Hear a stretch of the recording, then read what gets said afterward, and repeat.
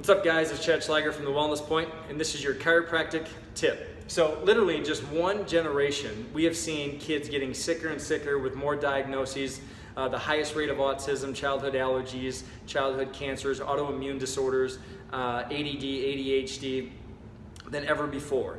And if you're sipping from the wrong Kool-Aid station, you'll start to believe the lies that we have a higher rate of diagnosis because we can recognize the disease better, and because we can diagnose better, now we can better treat it, which is an absolute lie. Which means if we just went back, the autism rates, for example, just autism alone, was 1 in 10,000 back in the 80s, now it's 1 in 50.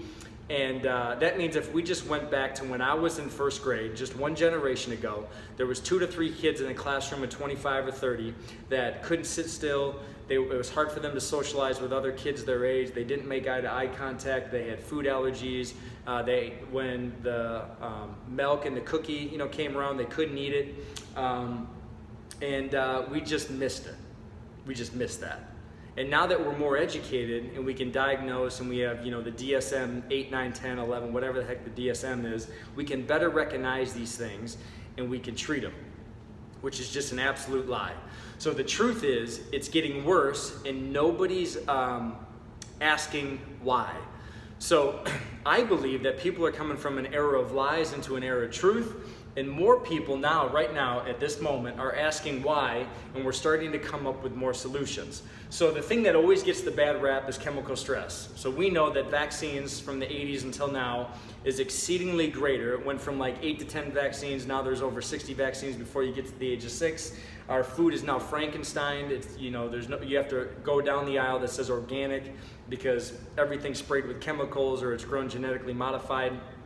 But just a generation ago, we still had drugs that are now reported by the FDA that you can't use it. We were still under tons and tons of chemical stress. Just a generation before that, they were licking lead paint. They had things like asbestos. They were playing in science class with things like mercury thermometers, which would break open. So we were still under tons of chemical stress all throughout our life. But the thing that has changed big time since the 1980s is the way that we birth our children into this world. And for the vast majority of, I shouldn't say the vast majority, for about 33 to 35% of kids that enter life, enter the world via C-section, or that stat can even get a little higher when we include things like forceps delivery and vacuum delivery. And as that neck and that spine is designed to go through the birth canal, the head and the skull are designed to be compressed. They are not designed to be extracted, and they've measured that there's about 80 to 120 pounds of pull on that child's neck during a C-section delivery. So there was a guy by the name of Roger Sperry. I'm going to bring this all together here in just a second. So you might want to ask yourself why all of these conditions are starting, and for particular, the one that we're going to talk about is stimming, self-stimulatory behavior in kids. Twitches, tics, not being able to sit in a chair, they have to tap their foot. Kids on the spectrum have a tendency to have this, and this is why.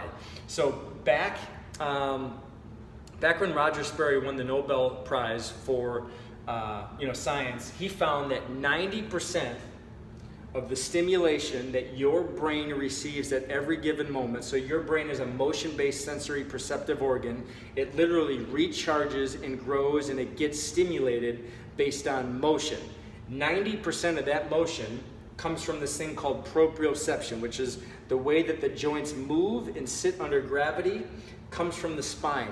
Of that 90%, 33% of it come from right here, the occiput C1 and C2, which is damaged when those joints get misaligned and stuck. Proprioception does not go into the brain. There's another thing called nociception, which is a stressful stimulus that goes into the brain, and it hardwires the brain to be stuck in a state of fight or flight. When that happens, when the brain is stuck in a state of fight or flight, the body is smart. It's going to try to compensate because of that. So it's going to try to get motion, because the brain recharges on motion. It grows on motion.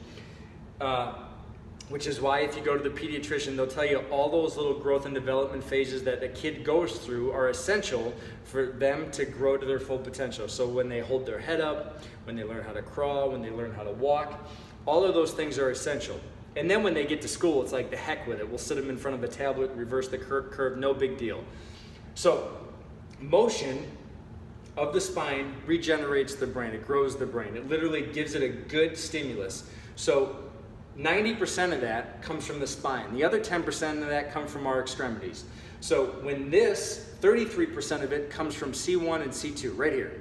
So that is altered and destroyed when you augment the birth process in any way, whether that's a forceps, whether mom was put on Pitocin and the inside of mom's uterus was clamping down on that head and neck when the body was not when it was not time for the baby to come out yet, maybe they weren't in the right position, or if they tug, pull, and twist with big hands, big forceps, and big vacuums. So when that happens, you don't get this moving properly. When this doesn't move properly, this doesn't work properly. When the brain is not receiving movement nutrition, what happens is it compensates for that. So now you get twitching of the hands and the arms, you fidget, you don't sit still, you hit your hands on things, you tap your foot, you shout, you scream. We call that stimming. It's a self-stimulatory behavior because the body is trying to get that stimulation to the brain to make sure that this thing works right. So it's not because of a lack of nutrition, it's not because of lack of drugs, it's not because of lack of Ritalin, it's not because we don't have enough ABA therapy here in town at our schools to compensate for that. It is literally because of this. And if you do a case history with any parents that are on the spectrum, they will tell you that this process was terrible for them. So I appreciate you guys for listening to this. I hopefully it brought some value to you. If you know somebody that suffers from stimming or they're on the spectrum, we can help. We're literally first base. It's not that ABA therapy, nutritional therapy, all that stuff isn't good for them. It is, but you are literally missing the piece that is causing the whole cascade to happen. So thanks for listening. We'll see you soon.